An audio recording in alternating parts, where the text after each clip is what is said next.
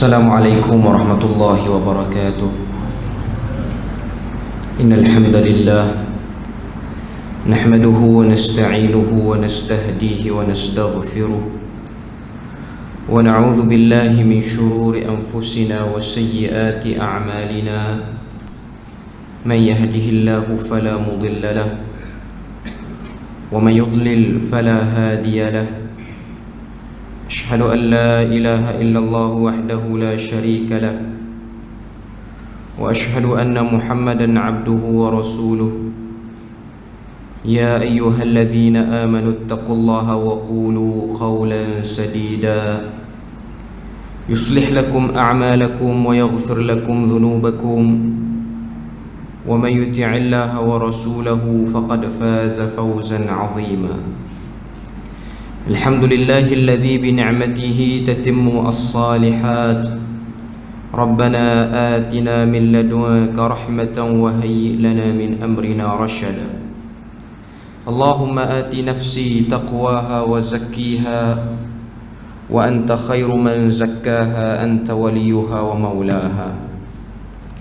Alhamdulillah, syukur pada Allah Subhanahu wa taala kerana dengan rahmat dan juga limpah kurnia yang Allah Subhanahu wa taala berikan pada kita, dapat kita sama-sama berada dan berkumpul dalam majlis ilmu pada malam ni. Dan insya-Allah pada malam ni kita akan menyambung lagi perbahasan kita daripada risalah Yahudi, Kristian, Buddha dan Hindu adakah berasal daripada Islam.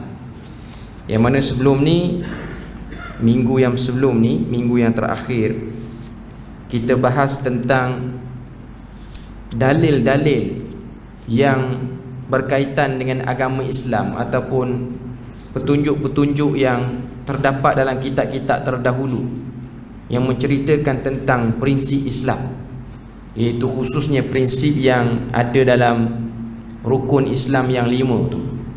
Yang mana kalau kita tengok dalam Al-Quran, Allah Subhanahu wa taala sebut Al-Quran itu ialah sebuah kitab yang membenarkan apa-apa catatan ataupun apa-apa maklumat yang telah ada dalam kitab-kitab yang terdahulu. Maksudnya kitab-kitab yang diturunkan oleh Allah Subhanahu wa taala kepada nabi-nabi yang terdahulu, iaitu sama ada kitab Taurat ataupun Zabur ataupun Injil. Seperti mana yang disebut dalam Quran, musaddiqan lima baina yadayhi minal kitab. Quran itu membenarkan apa yang telah ada di tangan kamu ataupun yang ada pada kamu daripada kitab-kitab yang terdahulu. Jadi seperti mana yang telah kita sebutkan, agama yang disampaikan, agama yang dibawa risalahnya oleh para nabi dan rasul ni, dia punya tajuk dan dia punya isi ialah isi yang sama. Terutamanya berkaitan dengan tauhid ataupun konsep ketuhanan. Bermula daripada Nabi Adam alaihi salam sampailah kepada Nabi Muhammad sallallahu alaihi wasallam, kesemuanya membawa risalah tauhid. Tidak ada nabi dan rasul di antara yang kita lihat daripada silsilah-silsilah yang disebutkan dalam Al-Quran sebanyak 25 orang tu, tidak terdapat pun nabi dan rasul yang membawa ajaran-ajaran yang lain ataupun kefahaman yang lain, sama ada minta kaumnya ataupun penganut yang dia kena dakwah itu untuk sembah dia sendiri ataupun buat syariat lain, tidak ada. Melainkan syariat yang dibawa ialah syariat tauhid. Tapi apa sebab yang menyebabkan agama itu terseleweng? Seperti mana yang kita sebut, tugas Nabi dan Rasul ni, pertama bawa risalah tauhid. Yang kedua, sekiranya risalah tauhid itu sudah ada ataupun syariat itu sudah tertegak, tapi masih lagi dihantarkan Nabi dan Rasul, maknanya Nabi dan Rasul itu bersifat sebagai pihak yang akan baik pulih ketulinan asal agama tu. Macam Nabi Muhammad sallallahu alaihi wasallam, Nabi itu sendiri berfungsi sebagai pembaik pulih terhadap agama yang telah dirosakkan ataupun diselewengkan. Allah Ta'ala sebut dalam surah Jumu'ah, Allah Ta'ala kata huwallazi ba'atha fil ummiyina rasulan minhum yatlu alaihim ayatihi wa yuzakkihim wa yu'allimuhumul kitaba wal hikmah wa in kanu min qablu lafi dhalalin mubin. Ayat kedua surah Jumaah ni menunjukkan kepada kita tentang risalah Nabi akhir zaman, iaitu Nabi Muhammad. Apa Tuhan kata? Tuhan kata huwallazi ba'atha fil ummiyin. Dialah Tuhan yang telah mengutuskan kepada kaum yang ummi. Huwallazi ba'atha fil ummiyina rasulan minhum. Utus kepada kaum ummi ni yang tak tahu menulis, tak tahu membaca, iaitu bangsa Arab yang duduk di semenanjung tanah Arab. Mereka ni diutus seorang rasul daripada kalangan mereka sendiri. Apa tugas rasul tu? Rasul dalam ayat tu ialah Nabi Muhammad, merujuk pada Nabi Muhammad. Allah Ta'ala sebut tugas rasul tersebut yang merupakan penyambung, kesinambungan daripada nabi-nabi dan rasul yang terdahulu. Tugas Nabi Muhammad yang pertama, yatlu alaihim ayatihi, membacakan kepadanya ayat-ayatnya, yakni ayat Tuhan. Sama ada ayat Tuhan yang telah diturunkan ataupun ayat Tuhan yang bakal diturunkan kepada Nabi Muhammad, iaitu ayat Quran. Wa yuzakkihim. Kemudian tugas yang kedua, Nabi harus mentazkiyah. Yuzakki maksudnya bersih, baik pulih, baiki balik apa-apa yang telah rosak, yang telah berlaku pada kaum tersebut. Sebab tu kata Said Qutb dalam kitab dia tafsir Fi Zilalil Quran, bila mana sebut tazkiyah, sebab Tuhan guna perkataan yuzakkihim, bersihkan mereka, sucikan mereka. Tazkiyah itu mengandungi dua unsur, dua perkara. Yang pertama, dalam tazkiyah tu kena ada tahliyah, takhliyah. Takhliyah tu maksud dia apa dalam bahasa Melayu? Mengosong dan membuang. Maknanya buang sesuatu tu sehingga tempat tu kosong. Takhliyah mai pada perkataan khali. Khali maksud dia tak ada apa-apa, kosong. Jadi tugas Nabi ni, Nabi kena buang, kosongkan benda-benda yang tak betul, sampah-sampah yang mengganggu ketulinan agama. Itu tugas Nabi Muhammad. Selepas baca ayat Quran, baca ayat kitab yang terdahulu yang sama dengan ayat Quran, tugas Nabi ialah takhliyah. Takhliyah ni maksud dia kosongkan. Selepas selesai kosong, buang dah ideologi yang tak betul, amalan yang tak betul, apa pula tugas para Nabi ataupun tugas Nabi Muhammad tu? Tahliyah. Beza dia kha dengan ha. Takhliyah dan tahliyah. Tahliyah maksud dia apa? Menghiasi balik. Tempat yang kosong itu dicantikkan balik dengan benda yang betul. Maknanya agama yang telah dirosakkan itu dicantikkan balik dengan wajahnya yang asal ataupun wajahnya yang tulen. Jadi itu yang berada dalam tugas tazkiyah.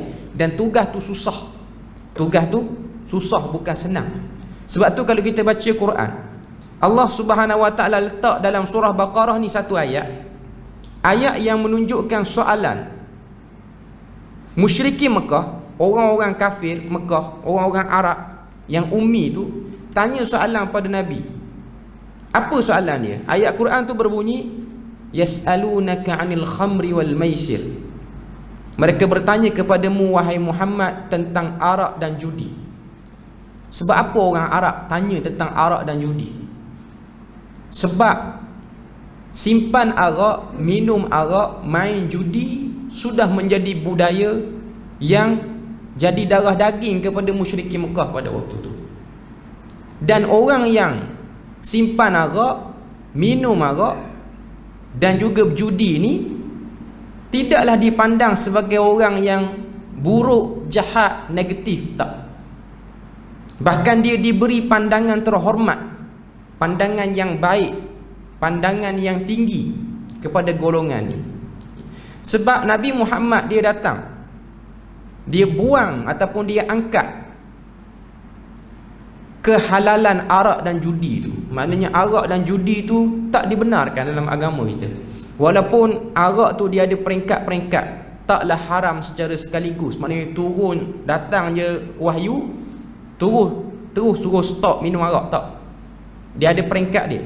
Cuma arahan suruh berhenti minum arak tu menjadi satu benda yang payah untuk diterima oleh musyrikin Mekah. Quran jadikan soalan musyrikin Mekah tu ayat Quran. Allah Ta'ala jadikan dia tu sebagai ayat Quran, soalan tu. Yas'alunaka 'anil khamri wal maisir. Dia orang tanya pada kamu Muhammad tentang arak dan judi. Tuhan kata, qul fihima, katakanlah wahai Muhammad, fihima, pada kedua-duanya itu, iaitu arak dan judi, ismun kabir, banyak sangat benda-benda buruk ataupun dosa yang besar daripada dua perbuatan tu ataupun dua jenis benda tu, iaitu arak dan judi. Wa manafi'u linnas, dan adalah manfaat sikit pada manusia. Nanti kita akan sebut apa manfaat dia. Lepas tu Quran kata wa ismuhuma akbaru min naf'ihima, tapi dosa dia lagi banyak berbanding manfaat dia. Kita baca ayat tu dalam surah Baqarah juzuk yang kedua, ayat tu ada situ. Kita baca ayat tu, kita nak kena tengok latar. Kita boleh tengok dalam banyak kitab tafsir, sama ada tafsir yang dulu ataupun tafsir yang kontemporari yang ditulis oleh para ulama. Hatta tafsir Azhar pun ada sebut benda ni oleh Prof Hamka. Dia sebut apa sebab orang Arab musyrikin ni dia tanya Nabi Muhammad, arak dan judi ni sebab apa kamu datang beritahu arak judi ni tak boleh? Sebab apa tak boleh? Pertama, dalam budaya masyarakat Arab waktu tu, orang yang banyak menyimpan tempayan-tempayan arak dalam rumah mereka ialah orang yang disebut sebagai orang baik, karam dia panggil, ataupun karim, orang baik. Bahkan arak tu sendiri dinamakan oleh orang Arab sebagai karam. Buah anggur tu pula dinamakan sebagai bintul karam. Sebab apa? Sebab bagi pandangan orang Arab, dalam banyak-banyak air minuman ni, air mana paling sedap, paling mahal? Arak. Paling sedap, paling mahal. Jadi kebiasaan dia orang suka minum arak.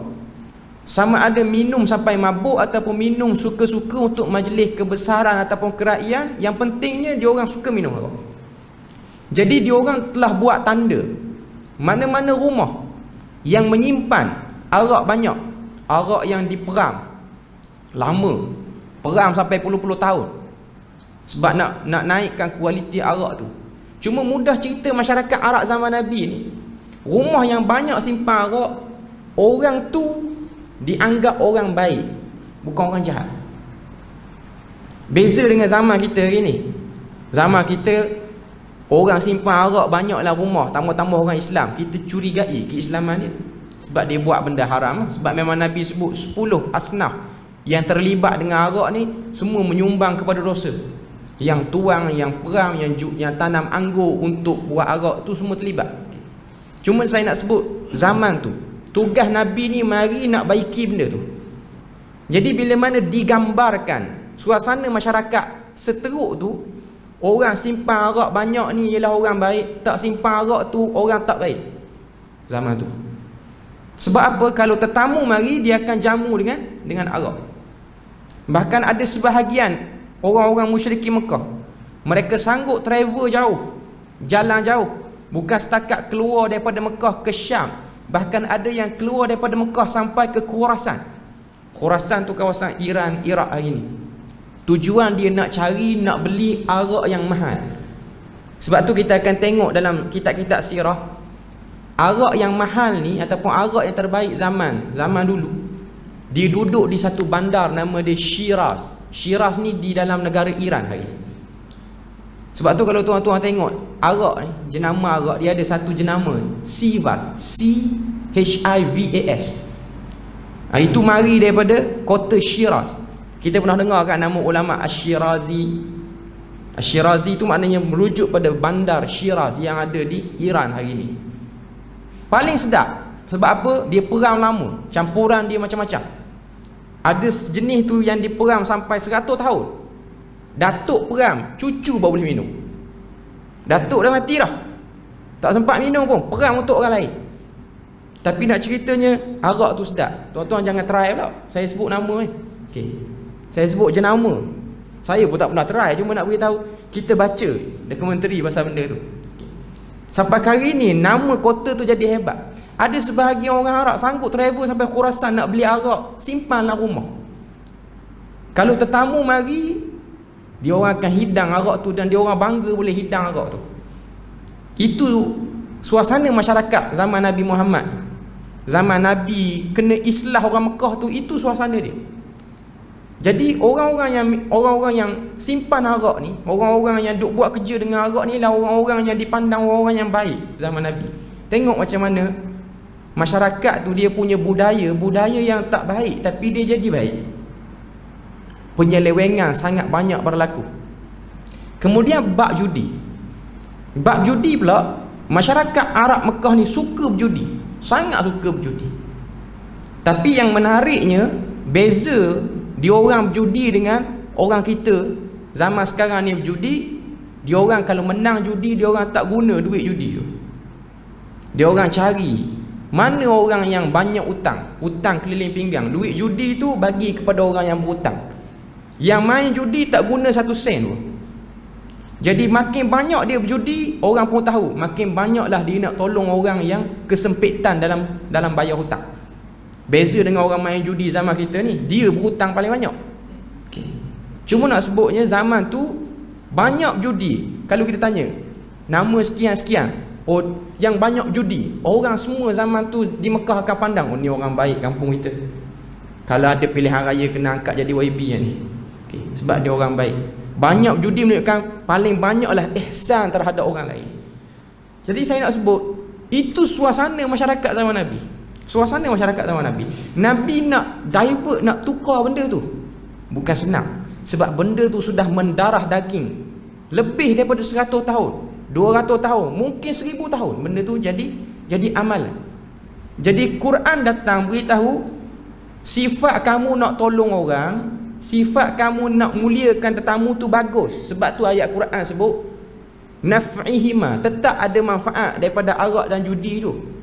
Tapi cara kamu nak buat baik pada tetamu, cara kamu nak tolong orang yang berhutang, cara tak betul. Nak hidangkan pada tetamu hidangan yang baik, tak ada masalah. Tapi jangan hidang arak. Sebab arak boleh menyebabkan orang tu hilang akal. Maknanya dia tak boleh urus, dia tak waras bila mana dia minum overdose. Sama juga dengan nak tolong orang yang berhutang. Jangan kamu berjudi, sebab judi dalam perjudian tu ada unsur penipuan, gharar. Kamu nak tolong orang yang orang kata apa susah, tapi kamu menzalimi satu pihak ketika mana tengah main judi tu. Jadi niat baik tu ada, tapi cara tu tak betul. Cara buat tak betul. Nabi nak ubah masyarakat tu.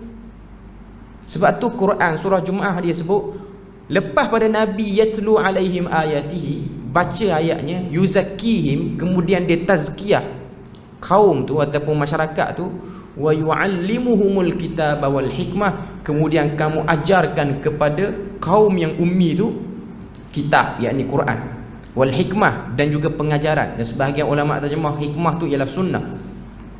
Baca ayat Tuhan, perkenalkan kepada orang yang tak tahu apa tu ayat Tuhan. Ini ayat Tuhan, ini bukan ayat orang, ini ayat Tuhan. Itu tugas Nabi. Bila mana dah perkenalkan ayat Tuhan mana, ayat orang mana, ajar balik agama ikut cara betul. Lepas pada ajar balik agama ikut cara betul, lepas tu sebutkan apa yang Tuhan nak daripada hamba dia, yang betul-betul Tuhan nak. Dan sebab apa? Kau tengok dalam surah Jumaah tu, Allah Ta'ala sebut tugas Nabi ni kena kenal balik ayat Tuhan. Adakah sebelum Nabi lahir ayat Tuhan tidak ada, tidak pernah didengar oleh orang Mekah? Jawapannya, mereka pernah dengar. Mereka berkawan dengan orang Yahudi, mereka berkawan dengan rabai-rabai Yahudi, pendeta-pendeta Kristian yang ada di sekitar tanah Arab, khususnya yang berada di Madinah pada waktu tu, ataupun Yathrib nama lamanya. Jadi kita boleh tengok apa sebab Tuhan hantar Nabi suruh baca ayat Tuhan balik. Sebab ayat Tuhan itu telah diseleweng oleh pihak ahli kitab yang hidup sebelum lahirnya Nabi Muhammad. Terutamanya golongan Yahudi yang berada di Madinah pada waktu tu, yang berada di Yathrib. Sebab dia orang memang berkampung situ. Dia orang berkampung di situ. Okay. Jadi nak sebut pada kita, apa semua benda yang dibawa oleh Nabi Muhammad, khususnya yang ada dalam rukun Islam tu, syahadah, salat, seterusnya puasa, seterusnya zakat, seterusnya haji, kelima-lima benda ni ada disebut dalam kitab yang terdahulu, ada sebut. Taurat ada sebut, ataupun nama sekarang dia dipanggil perjanjian lama. Hatta yang ada sekarang ni pun, yang digunakan oleh Kristian dan Yahudi pun, dia orang tak dapat nafikan kewujudan ayat-ayat yang bersifat mengesakan Tuhan, masih ada. Kewujudan ayat-ayat yang berbentuk ibadah salat masih ada. Maknanya benda tu ada wujud. Tapi dia orang yaluna alsinatahum, Quran sebut. Mereka ni melengguk-lenggukkan lidah sehingga orang yang mendengar tertipu. Orang duk ingat itu ayat Quran ataupun ayat Tuhan, rupa-rupanya ayat dia orang ejah sendiri. Itu jenayah yang dilakukan oleh ahli kitab. Jenayah yang dilakukan oleh ahli kitab. Sebab tu Nabi Muhammad datang nak baiki balik kumpulan ni. Kumpulan ni telah ditipu oleh golongan-golongan yang berkepentingan. Dan golongan yang berkepentingan tu tahu kebenaran, tapi mereka kitmanul haq, mereka menyembunyikan kebenaran. Sebab tu bila mana pembesar-pembesar Quraisy, mereka ni ada je isu bertelagah dengan Nabi, dia orang akan pergi rujuk kepada ulama-ulama ataupun ahli kitab Yahudi yang berada di Khaybar. Di Madinah ni ada satu tempat nama dia Khaybar. Hari ni pun ada Khaybar. Khaybar ni ialah tempat pusat, orang kata apa, pusat Yahudi pada zaman Nabi dulu. Tapi bila mana berlaku perang Khaybar, Yahudi pun dikeluarkan daripada Madinah. Maknanya perang Khaybar itulah penentu bersihnya kota Madinah daripada orang yang bukan agama Islam. Okay. Jadi nak sebut pada kita, bila mana Nabi Muhammad dan musyrikin Mekah bertelagah, dia orang nak cari poin kat mana kita nak tentang Nabi Muhammad, dia orang akan pergi berjumpa dengan Yahudi di Khaybar. Dia orang akan pergi berjumpa dengan Yahudi di Khaybar. Jadi bila mana dia orang berjumpa dengan Yahudi di Khaybar, Yahudi di Khaybar ni dia orang gunakan kedudukan dia orang gunakan pandangan tinggi yang ada dalam diri pemimpin-pemimpin Mekah terhadap Yahudi itu dengan dia orang tipu. Bila mana pemimpin-pemimpin Mekah tanya kepada Yahudi, betul ke dakwaan Muhammad kata akan datang Nabi akhir zaman, dan orang-orang Yahudi sudah kenal Nabi akhir zaman tu? Memang Quran sebut macam tu pun. Quran sebut orang Yahudi dia kenal Nabi Muhammad, ya'rifunahu kama ya'rifuna abna'ahum. Mereka kenal Nabi Muhammad lebih pada dia orang kenal anak-anak dia orang sendiri. Nak tunjuk pada kita apa? Mereka sudah ada kebenaran. Okay. Tapi mereka tidak mahu ikut kebenaran sebab mereka ada kepentingan. Kepentingan apa? Quran sebut liyashtaru bihi thamanan qalila. Kepentingan untuk dia orang beli sesuatu yang harga murah, iaitu kemewahan dan kesenangan hidup atas dunia. Dia orang terpalik dan dia orang tertipu dengan kehidupan dunia ni, sehingga dia orang nak hidup mewah lama. Jadi dia orang pun buatlah jenayah penipuan maklumat ayat-ayat Tuhan tu sendiri. Sebab tu ada satu riwayat yang menunjukkan seorang pemimpin Quraisy, nama dia Uqbah bin Abi Mu'id. Uqbah bin Abi Mu'id ni dia antara pemimpin Quraisy yang agak muda berbanding Abu Sufyan dan lain-lain. Dia pergi jumpa wakil Yahudi di Khaybar, tanya tentang kenabian Nabi akhir zaman ataupun Nabi Muhammad. Maka kata Uqbah bin Abi Mu'id, bila mana aku tanya betul ke dakwaan Muhammad, dia kata maklumat dia nak sampai ataupun nak datang ni sudah ada dalam kitab-kitab terdahulu. Maka rabai tu pun ataupun ahli kitab tu pun keluarkan lembaran-lembaran kitab. Dia pun baca ada ayat tu, ada ayat tu berbunyi dalam bahasa Arab, dalam riwayat tersebut, iza ja'akum Muhammadun farhamu. Apabila datang kepada kamu seorang lelaki yang bernama Muhammad, rahmatilah dia. Maknanya ikutlah agama tu. Itu disebut dalam kitab Taurat ataupun simpanan-simpanan ahli kitab zaman Nabi. Tapi dia orang baca depan pemimpin Quraisy, dia orang baca lain. Dia orang baca iza ja'akum Muhammadun farjumuh. Bila mana datang saja Muhammad, rejamlah Muhammad tu. Dia tukar huruf ha jadi huruf jim. Farhamu, ayat asal farhamu. Dia baca depan kawan tu farjumu. Kita tahu Arab tak pandai tulis, tak pandai baca. Sebab tu Quran sebut bangsa Arab ni ummi. Cuma dia orang ni hebat dari segi ingatan. Ingatan hebat, tak dapat dinafikan. Orang Arab dari segi kekuatan hafalan dia luar biasa. Itu yang Allah Ta'ala beri pada bangsa tu. Bukanlah mana katanya semua pemimpin Quraisy tak pandai baca. Ada, cuma yang pandai baca tu terlalu minoriti berbanding yang tak pandai baca. Lagi ramai yang tak pandai baca, tapi cakap pandai. Itu suasana masyarakat pada waktu tu. Jadi dia orang tak tahu, tak reti baca ayat dalam kitab tu. Cuma dia orang rasa macam betul lah kot kawan tu takkan tipu kita.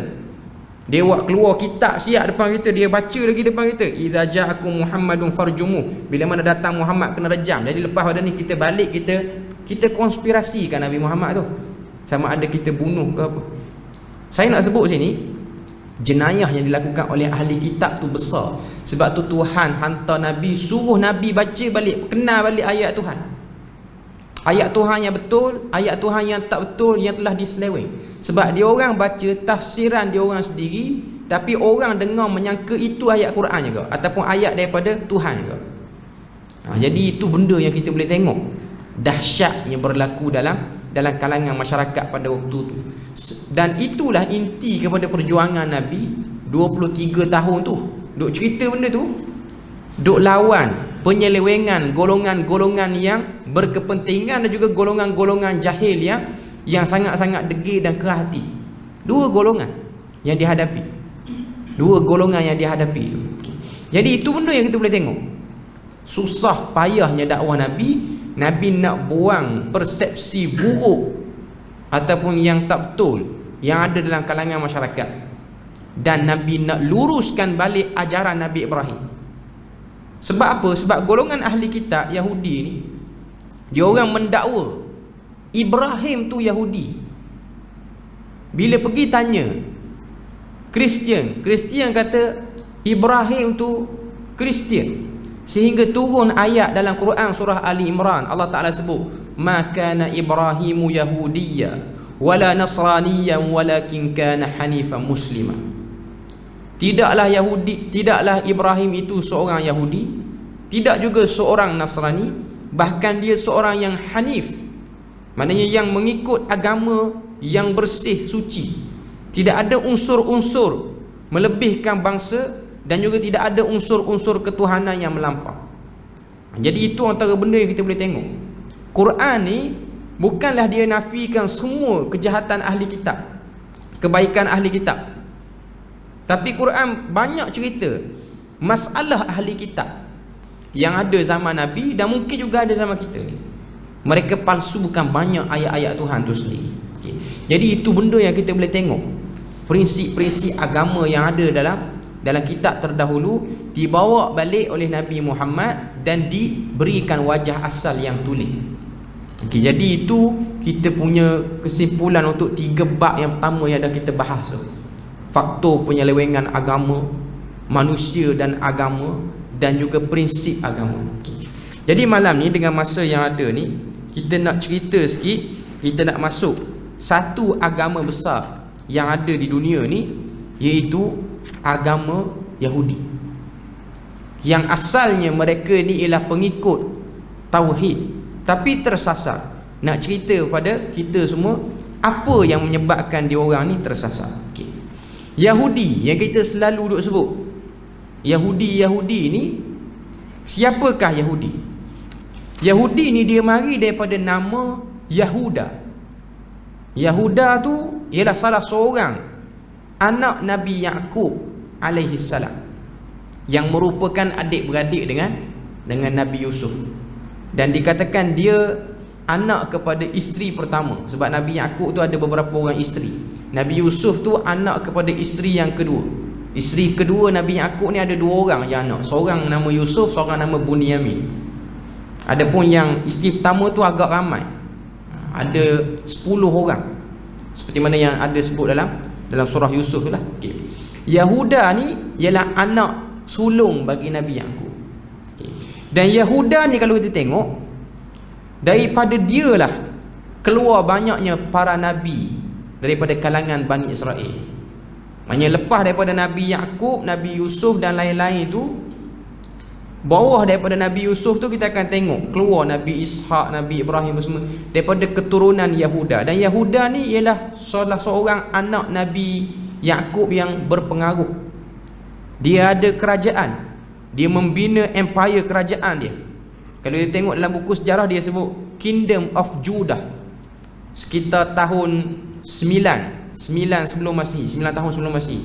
Mana nak sebut pada kita, dia antara anak Nabi Yaqub yang keluar zuriat kenabian yang agak ramai. Dan lepas pada tu Nabi Ibrahim dan seterusnya. Nak sebut pada kita, itu asal Yahudi.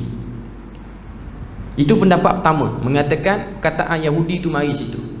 Yang kedua, mengatakan bahawasanya Yahudi tu mari daripada perbuatan solat orang Yahudi tu yang selalu menghanggukkan badan dia, tahawud, ke depan, ke belakang, ke depan, ke belakang. Yang mana kita boleh tengok dalam internet mana-mana, di Palestin tu dia ada tembok ratapan dekat kawasan Baitul Maqdis, dekat kawasan Masjid Aqsa. Dia orang akan menangis situ, solat situlah. Dan cara dia solat tu dia berangguk. Arab panggil tahawud perbuatan tu. Jadi mari pada tu dipanggil Yahudi. Tapi yang kedua ni kurang tepat lah, sebab dia lebih awal pada tu. Sebab perbuatan solat tu bukan mari daripada asal Yahuda tu pun. Cuma nak sebut pada kita, itu asal perkataan ataupun nama Yahudi. Agama Yahudi ni dia agak menarik sikit. Sebab Yahudi ni dia merujuk pada bangsa dan juga merujuk pada agama. Pertama kita nak tengok Quran sebut apa. Quran, bila mana Quran dia nak menceritakan tentang Yahudi ni, kita akan tengok Quran akan guna dua nama. Pertama, Quran guna Bani Israel. Yang kedua, Quran guna Yahudi. Dua-dua istilah ni ada dalam Quran. Bila mana merujuk kepada Bani Israel, pertama, Israel tu ialah nama kepada Nabi Yaqub. Isra maksud dia hamba, Il tu maksud dia Allah. Itu bagi bahasa Ibrani, bahasa Nabi Yaqub tu sendirilah. Jadi anak-anak Nabi Yaqub ni, cucu cicit dia dipanggil sebagai Bani Israel. Jadi dia punya starting point dia ialah Nabi Yaqub. Itu dia punya starting point dia. Jadi bila mana Tuhan nak cerita tentang Nabi Yaqub dan seterusnya nabi-nabi yang lain daripada keturunan Nabi Yaqub ni, sampailah kepada Nabi Musa, Quran akan sebut Bani Israel, Bani Israel, Bani Israel. Quran tak guna perkataan Yahudi. Bila mana Quran nak cerita keturunan Nabi Yaqub dengan nama Yahudi, biasanya dia akan merujuk kepada Bani Israel yang selepas pada zaman Nabi Musa dan ke atas, sampailah kepada zaman Nabi Isa. Nak sebut pada kita, sebab apa Tuhan panggil dia Yahudi? Selepas daripada dia melakukan penyelewengan terhadap agama yang dibawa ataupun risalah yang dibawa oleh Nabi Musa tu sendiri. Maknanya sebelum Nabi Musa tu diarahkan untuk mendakwahkan Bani Israel, Tuhan duk panggil Bani Israel, Tuhan tak panggil Yahudi. Bila mana diorang dah pandai buat patung Samiri tu, patung lembu tu, start pada itulah Tuhan panggil dia Yahudi. Sampai kepada Nabi Muhammad, sampai ke zaman kita ni pun duk panggil Yahudi. Sebab apa Tuhan panggil Yahudi? Sebab panggilan Yahudi itu ialah panggilan yang berbentuk hinaan, penghinaan, bukan berbentuk kemuliaan. Bukan berbentuk kemuliaan. Sebab Allah Ta'ala nak tunjuk kepada mereka betapa hinanya keadaan mereka tu sendiri. Setelah Allah Ta'ala muliakan Bani Israel ni dengan ramai Nabi keluar daripada zuriat mereka. Sebab tu kalau tengok Nabi-Nabi Bani Israel ni lagi ramai berbanding Nabi-Nabi daripada keturunan lain. Yang keturunan lain ni Nabi Ismail dan juga Nabi Muhammad. Yang lain tu majoritinya ialah Nabi-Nabi daripada keturunan Bani Israel.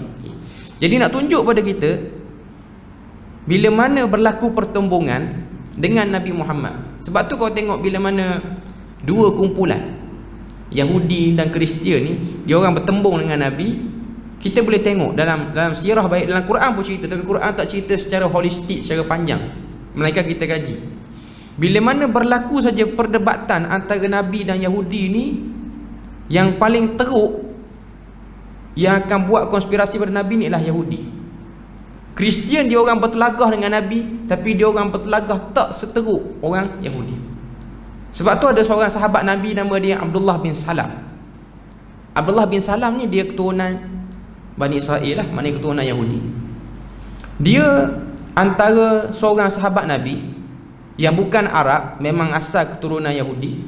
Dia antara orang yang ikut betul flow Taurat.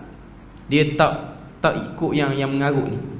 Bila mana Nabi ni iklankan dakwah, ni saya cerita sikit. Bila mana Nabi iklankan dakwah, Nabi naik atas Bukit Safa, Nabi kata, sekiranya aku kata di belakang Bukit Safa ni adanya tentera yang akan serang kamu, adakah kamu akan percaya? Semua orang yang ada pada waktu itu kata, kami percaya sebab kamu ni Al-Amin. Lalu Nabi pun kata, ketahuilah sembahan berhala ni ialah sembahan batil, dan sembahlah Allah yang satu tanpa menggunakan berhala. Orang terkejut. Maka pada waktu tu cepat-cepat Abu Lahab pun pangkah Nabi, sebab rasa apa yang Nabi sebut tu sudah melawan adat kebiasaan.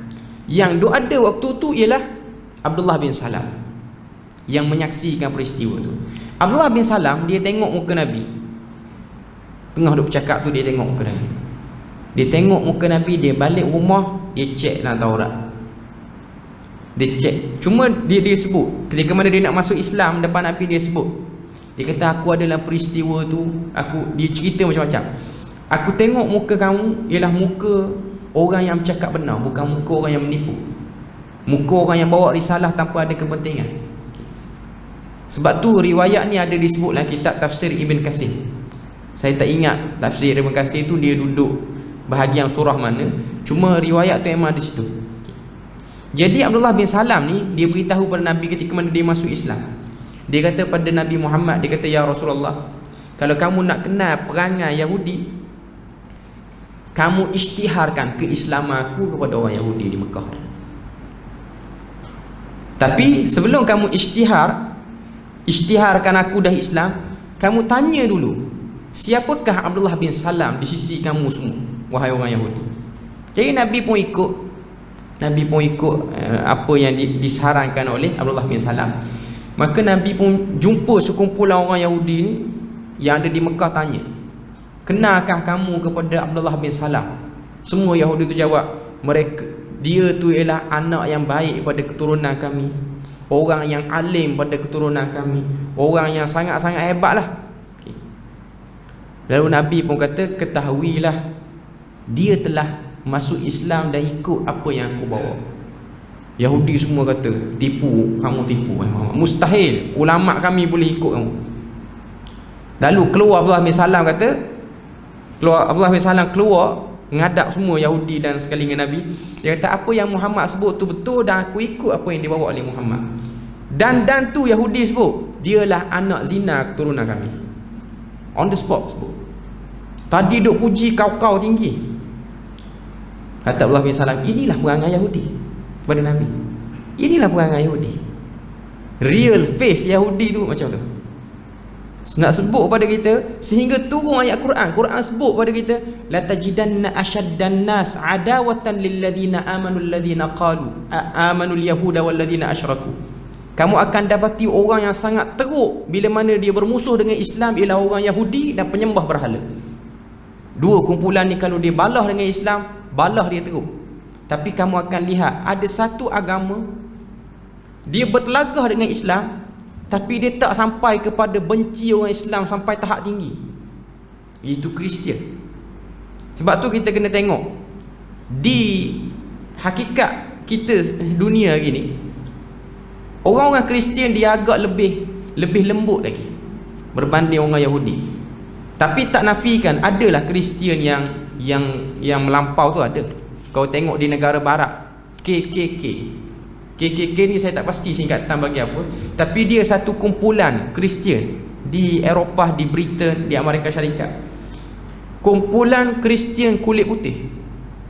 Geng kulit hitam tak ada lah tu. Kulit putih. dia kumpulan yang kata apa, radikal. Dia akan sasarkan mana-mana saja masjid ke apa yang ada di Eropah untuk dia orang bakar ataupun orang-orang kulit hitam. Tapi ini kumpulan radikal yang ada dalam mana-mana agama pun. Islam pun ada. Tuan-tuan tengok ISIS, radikal Islam tu. Hindu pun ada, LTTE, Liberation Tiger of Tamil Eelam tu, radikal bagi Hindu. Buddha pun ada. Kita tengok isu apa benda, Rohingya dan apa-apa semua yang dulu. Di Vietnam apa semua dulu. Okay. Di Rakhine, kawasan tu lah, Kemboja apa-apa semua tu. Sami biksu yang pakai warna merah, itu daripada kumpulan radikal Buddha. Maknanya nak sebut orang melampau ni agama apa pun ada. Agama apa pun ada. Cuma nak balik pada asas agama tu sendiri, Kristian dia agak lebih harmoni sikit kalau berlaku, kata kalau buat dialog. Sebab tu kalau tuan-tuan tengok, dialog antara Islam dengan Kristian lebih mudah kita nak arrange berbanding dialog antara Islam dengan Yahudi. Dan saya rasa macam tak pernah dengar kot Islam dengan Yahudi ni, hampir tak pernah dengar. Rasanya tak pernah dengar. Kalau tengok daripada zaman Ahmad Didat duk ada dulu sampailah kepada zaman sekarang ni, kalau nak buat apa-apa pun dengan Kristian agak mudah. Sebab Quran sebut wala tajidanna aqrabahum mawaddatan lilladzina amanu alladzina qalu inna nasara. Kamu akan dapati orang yang kuat kasih sayang kamu, kasih sayang dengan orang beriman, ialah orang yang mengatakan kami ni Kristian.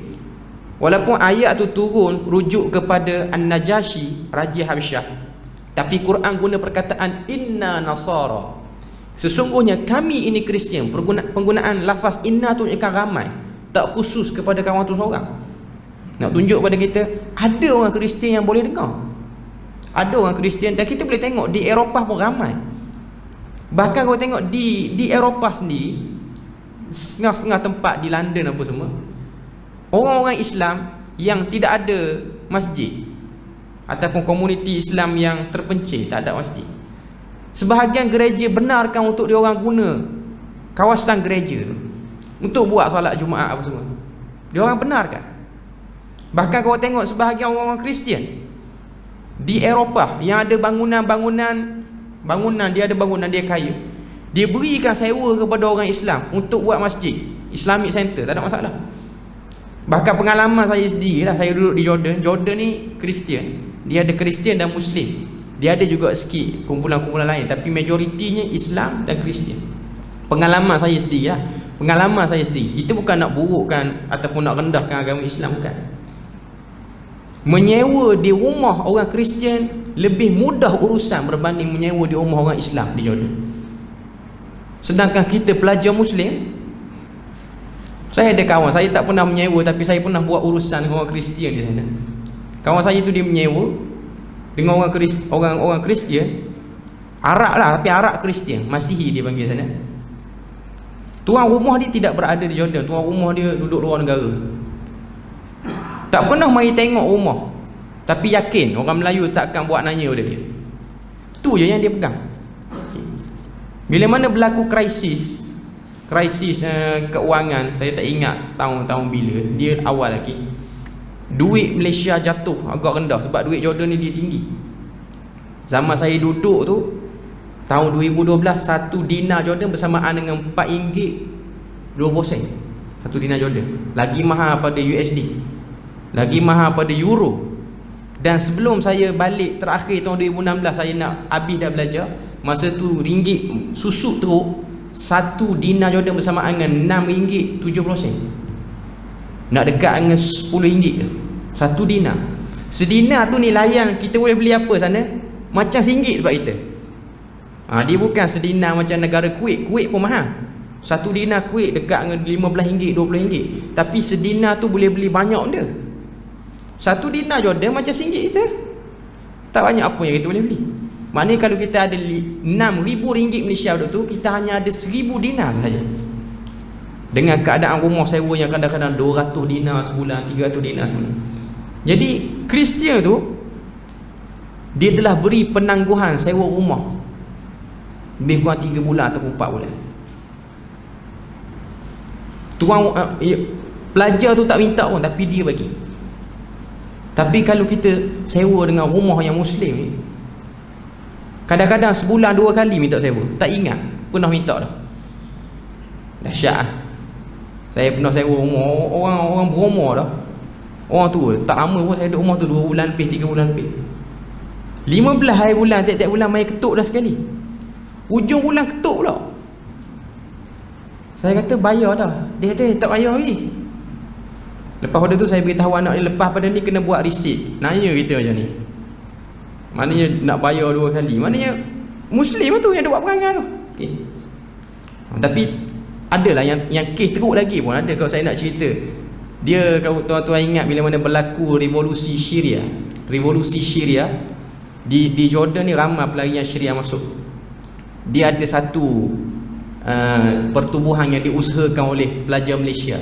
Tuan-tuan boleh tengok Tangisan Syria di bumi Jordan tu nama persatuan. Junior saya yang buat. Buat MOU dengan satu kabilah Arab, Al-Khalidiyah, untuk dapat beli van untuk angkut budak-budak Syria ni pergi sekolah. Dan van tu dapat beli dengan sebab derma daripada orang Malaysia.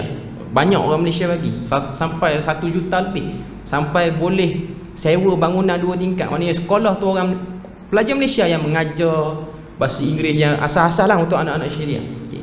Jadi syarat nak dapatkan bangunan dan kenderaan, tak boleh beli guna nama kita sebab kita bukan warga negara sana, tak boleh. Okay. Jadi kena tumpang nama orang Arab sana. Okay. Buat perjanjian bertulis, siap ada peguam apa semua.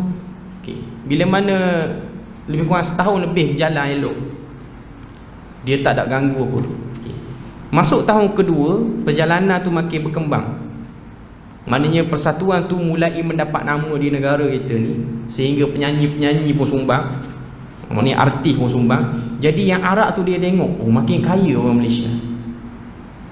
Apa yang dia buat? Dia buang nama pelajar Malaysia yang jadi pemilik bersama terhadap van tu. Dia pakai dia seorang. Okay. Van tu dia guna angkut anak-anak dia, bukan anak Syria lah. Okay. Anak dia. Lepas tu kita orang tak puas hati, kita orang bersoal. Sebab walaupun guna kedutaan, tapi gitulah orang-orang yang pernah berurusan dengan orang Arab ni, dia tahu. Kita guna kabel apa pun last sekali tak menang kau. Last sekali kena pakai kabel kabilah dia. Khalidi tu merujuk kepada keturunan Khalid Al-Walid. Bila disebut kabilah Khalidiyah. Jadi kawan satu dia desak, dia nak ambil tindakan mahkamah. Okay. Bila mana dia sebut nak ambil tindakan mahkamah, dia keluarkan bawah seat kereta dia tu pistol. Arab ni biasa ada pistol senjata api dalam kereta. Dia guna pistol, kita diam tak payah nak buat apa. Okay. Akhirnya dia ambil lah van tu, jadi hak milik dia kekal. Yang buat perangai tu siapa? Keturunan Khalid Al-Walid tu, Islam tu, Islam. Okay. Sehinggalah ada seorang businessman Kristian, dia tahulah isu tu. Dia tahu. Dia nak tolong, bukanlah maknanya dia nak tolong lawan, cuma dia bagi duit agak banyak lah untuk cover balik. Okay. Cuma benda tu saya kata, kalau benda ni orang Syria tahu, maka tidak mustahil ramai orang Syria akan masuk Kristian. Sebab kita kena tahu krisis yang berlaku di Jordan sekarang ni, pelarian Syria ramai convert Kristian. Yang Syria tu ramai masuk Kristian. Sebab apa? Sebab gereja di sana memberikan perkhidmatan sekolah free, tak kena bayar. Kerajaan Jordan bagi orang kata apa, bagi ada cas agak tinggi lah bagi pelarian dia tak mampu nak bayar, tak mampu nak bayar. Okay. Jadi bila mana belajar di sekolah Kristian, sedikit pun dia akan selit lah Kristian dia tu. Jadi saya uruskan jugalah pelajar-pelajar Syria tu, walaupun tak berapa aktif sangat. Ada seorang budak kecil 5 darjah 4, kalau tempat kita darjah 4 aku. Dia Islam lah, cuma sebab ayah dia tak ada duit, ayah dia tak ada pilihan, hantar juga anak sekolah di gereja tu. Okay. Jadi budak tu dia Islam, pihak gereja tak suruh dia tukar agama pun, cuma dia selalu duk tengok orang masuk gereja, keluar gereja, masuk gereja, keluar gereja, apa yang orang-orang Kristian duk buat. Jadi bila mana setiap kali bunyi loceng gereja, dia akan buat isyarat salib macam orang Kristian. Dia tu Muslim lah, budak. Dia selalu duduk tengok sekolah dia hari-hari, berapa jam dia duduk di sekolah tu. Saya nak kata ini ancaman yang kita nampak biasa je, okay, dengan sikap. Dan saya nampak sangat-sangat double standard. Orang Jordan yang Islam sangat double standard dengan dia. Rasa macam kawan yang masuk ni kacau negara kita. Dia orang ambil kesempatan naikkan harga rumah, sewa rumah melambung tinggi. Yang jadi mangsa bukan hanya Syria, tapi juga orang Malaysia yang belajar sana. Tambah-tambah bila mana dia orang tahu kerajaan Saudi bersedia nak bayar sewa rumah tu separuh pada mana-mana pelayan Syria yang menyewa rumah di Jordan. Jadi kita di Malaysia, kita tak dapat bantuan Saudi. Jadi kita terpaksa berebut juga dengan orang Syria. Syria dia akan terima mana-mana rumah sebab dia tahu ada orang nak cover separuh. Jadi nak beritahu sikap Muslim sendiri, sikap Muslim. Jadi nak sebut pada kita, kerja islah yang Nabi buat dulu, hari ni kena buat balik. Sebab nak baiki akhlak dan kefahaman tu. Akhlak dan kefahaman. Bukanlah nak kata semua Muslim tu bermasalah, tapi nak beritahu ramai juga yang mengambil kesempatan di atas benda tu. Ramai yang mengambil kesempatan di atas benda tu. Apa sebab jadi macam tu? Jauh daripada sumber agama, jauh daripada hati yang takut pada Tuhan tu, semakin hari semakin hilang, semakin hari semakin hilang. Itulah punca yang paling besar sebenarnya. Manusia hari ni, kalau dia tu seorang Muslim, dia bukan Muslim yang baik, apa punca dia jadi tak takut nak tipu orang? Punca dia, perasaan takut dia terhadap Tuhan sudah semakin menipis, tapi takut dia kepada makhluk sudah semakin menebal. Sebab tu kau tengok sebahagian ni, kita bukan nak cerita politik apa semua, sebahagian pemimpin-pemimpin Muslim dia takut pada kuasa-kuasa besar dunia. Kalau dia jadi pemimpin, ketakutan dia tu, nampak dia takut, sehingga terpaksa banyak yang dia akur bila mana pemimpin-pemimpin yang bukan Islam, kuasa besar ni minta pada dia. Sebab sedangkan kita tengok kemuliaan para sahabat yang menjadi khalifah, kemuliaan mereka ialah pada ketakutannya pada Allah Ta'ala, sehingga menyebabkan kerajaan-kerajaan besar yang mengelilingi dunia, mengelilingi Madinah pada waktu tumbang satu persatu. Kita tengok Umar Al-Khattab, dia hubungan takut dia dengan Tuhan tu tinggi, sehingga menyebabkan Rom jatuh tangan dia, Parsi jatuh tangan dia, dalam keadaan dia tidak berubah dengan dunia. Sebab tu Sa'ad bin Abi Waqqas dekat-dekat dengan Umar Al-Khattab ni, dia nak wafat, dia bercakap dengan Sa'ad bin Abi Waqqas. Umar mengadu pada Sa'ad bin Abi Waqqas, dia kata, wahai Sa'ad, aku duk bimbang kalau aku mati ni, Tuhan akan ambil tindakan pada aku. Sa'ad bin Abi Waqqas kata, la ya Amirul Mukminin, tidak wahai Amirul Mukminin, bahkan kamu telah meninggalkan contoh yang susah untuk pemimpin lepas ni ikut. Tak payah orang nak ikut macam kamu. Sebab Umar ni dia malam-malam dia payah nak tidur sebab dia duduk terfikir, hari ni adakah aku seorang pemimpin yang terlalu tegas sehingga orang jadi rimah dengan aku, ataupun aku seorang pemimpin yang terlalu lembut sehingga orang naik kepala dan cuba nak tipu aku. Itu yang duk ada nah kepala ni. Jadi itu pemikiran ataupun keimanan. Benda tu dia berkait dengan keimanan. Jadi nak sebut pada kita ni, kerja tu Nabi dah buat, tapi dengan sebab jauh kita dengan Nabi ni 1400 tahun, menyebabkan tempoh yang lama tu keimanan, kehebatan orang Islam makin lama makin kendor. Dan penyakit keburukan agama lain. Okay, kita beri laluan azan tu.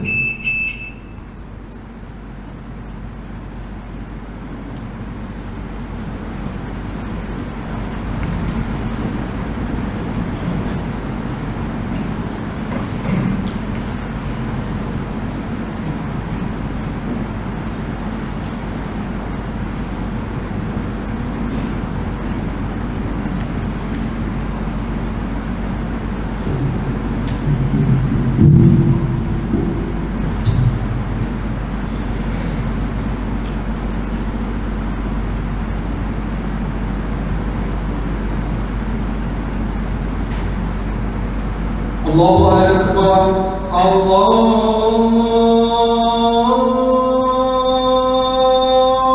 Akbar.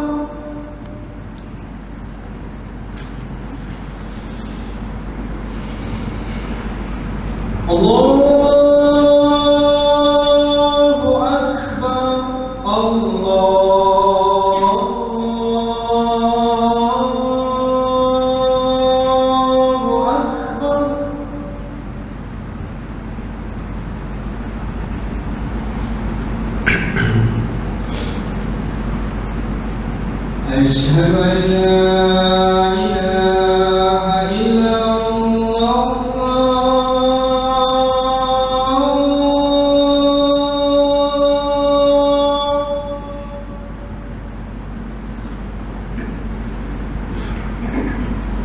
أشهد أن لا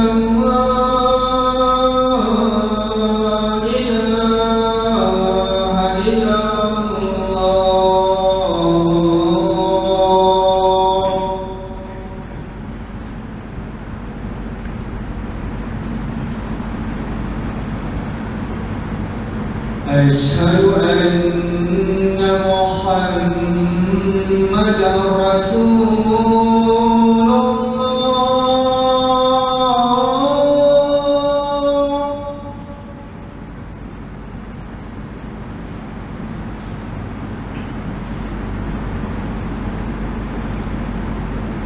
أشهد أن محمدًا رسول الله.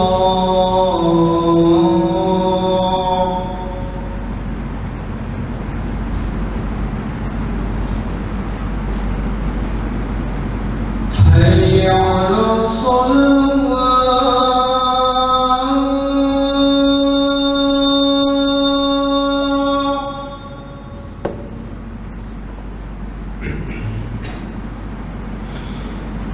حي على الصلاة.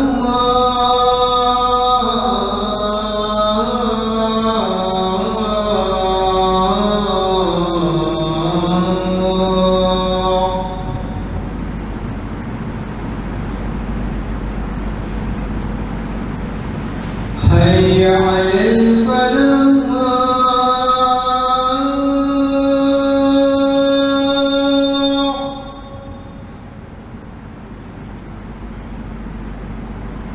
حي على الفلاح.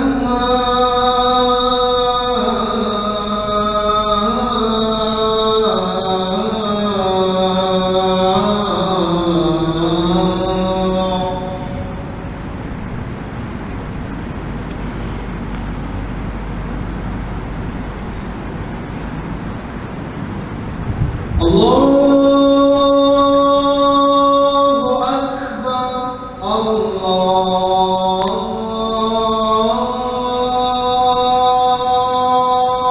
أكبر.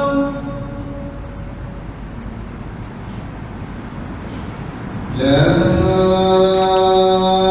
إله إلا الله.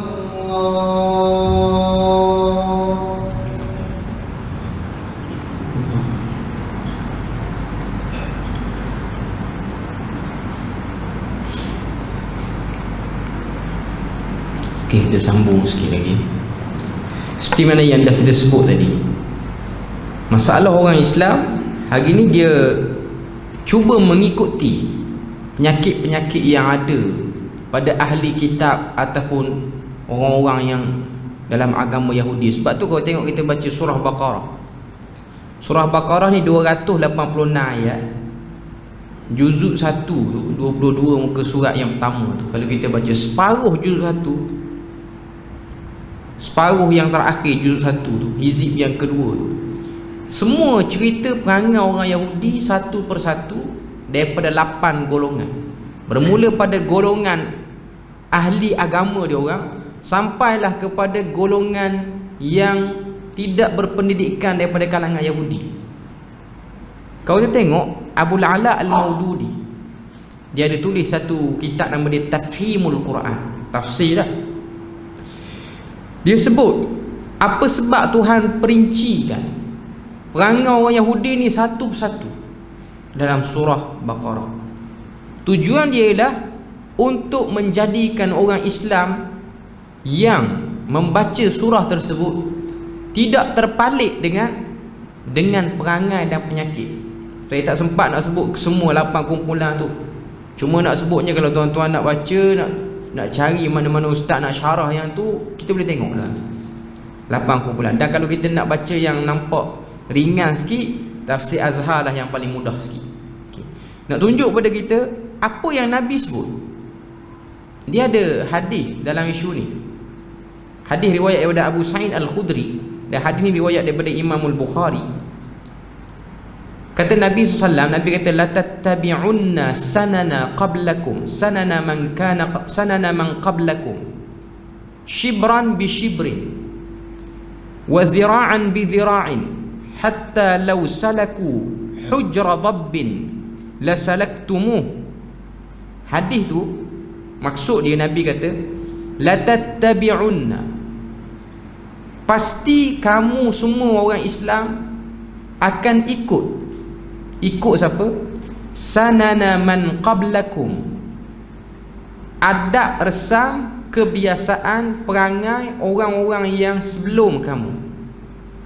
Macam mana kamu akan ikut? Nabi sebut shibran bi shibri, satu jengkal demi satu jengkal, wa zira'an bi zira'in, satu depa demi satu depa, hatta law salaku hujra dabbin, sehinggalah mereka masuk dalam lubang biawak, la salaktumu, kamu akan masuk. Qulna, kami para sahabat ni, Abu Sa'id Al-Khudri kata, tanya, ya Rasulullah, al-yahuda wan nasara, adakah yang kamu sebut man qablakum, orang yang sebelum daripada kamu ni ialah Yahudi dan Nasrani? Nabi pun jawab, Nabi kata, faman, kalau bukan dua tu siapa lagi? Maknanya Nabi sebut pada kita tentang akan sampai satu keadaan orang Islam dia akan pergi ke arah tu, akan ikut cara orang Yahudi zaman Nabi dulu. Tahu kebenaran, tahu tak kebenaran? Okey, tahu. Orang Yahudi tahu kebenaran. Tapi sebab apa tak ikut Nabi? Sebab kalau ikut Nabi, pengaruh kita hilang. Semua kekayaan yang dah kita kecapi ni mungkin akan kurang. Jadi kita lawan Nabi ni untuk kekalkan hak milik kita. Jadi itu benda kita akan tengok. Orang Islam akan mengikut cara seperti itu. Lawan mana-mana orang, walaupun tahu orang tu betul, yang salahnya kita, tapi sebab ada kepentingan, aku perlu lawan dia. Jadi itu sikap. Tahu kebenaran, kebenaran tahu, tapi tidak mahu ikut. Jadi nak sebut pada kita nak belajar benda-benda ni, tujuan bukanlah nak tengok sangat intipati agama Yahudi tu. Tapi sebab Nabi dah sebut, kena tahu yang ada dalam Yahudi tu, tujuannya kamu tak terkena penyakit yang ada dalam Yahudi tu. Tujuannya bukanlah kita semua ni, kita baca, kita dengar bab ni untuk kita jumpa mana-mana Yahudi nak pergi berdebat dengan Yahudi. Tak ada kerja kita nak pergi buat benda tu. Tapi tujuan ialah untuk jaga diri. Walaupun kita ni di Malaysia, Yahudi tu tak ada lah, kita boleh kata tidak ada. Walaupun adalah orang kata komuniti Yahudi ni pernah hidup lah di Malaysia. Kalau tuan-tuan nak tahu, dia ada satu kawasan perkuburan di Pulau Pinang, kuburan Yahudi semua. Dalam pulau lah, bukan luar pulau. Maknanya benda tu ada. Maknanya komuniti tu pernah hidup lah di negara kita. Okay. Cuma dia tak tinggal saki-baki. Dan kalau tuan-tuan perasan lah, Yahudi ni satu-satunya agama yang dia tidak buat sebaran macam Kristian. Dia tak buat sebaran. Dia tak ada hantar pendakwah Yahudi ke Malaysia, tak ada.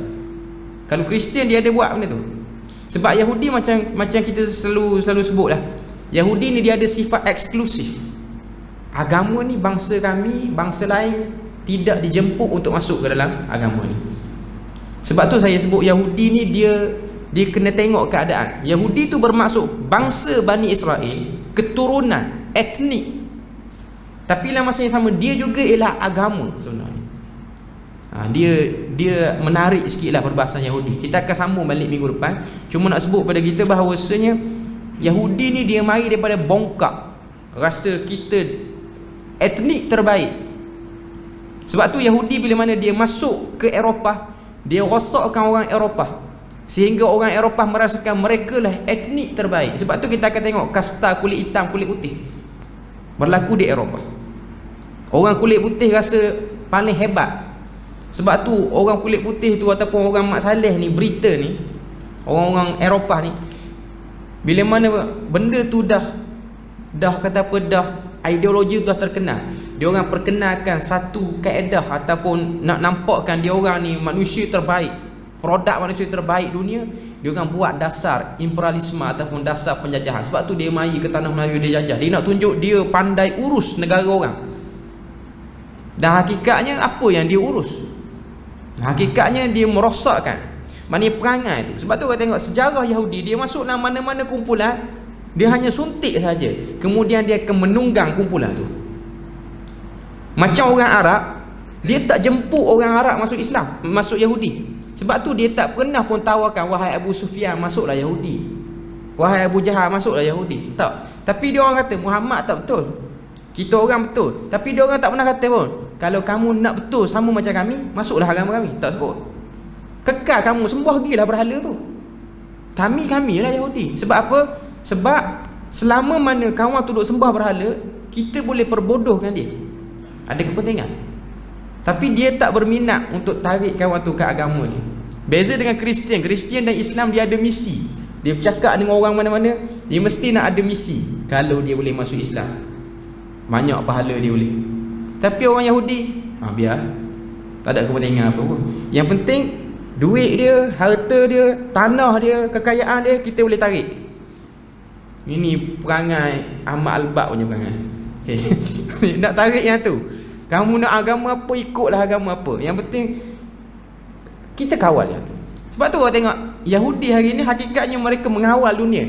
Walaupun penganut agama Yahudi bukanlah penganut yang besar di dunia ni, tapi dia orang boleh pegang dalam badan-badan besar dunia. Dia orang ada PBB ke, apa-apa benda ke. Bahkan dia orang menjadi peletak, kata apa, peletak asas. Okey, negara ni apa yang dia nak buat.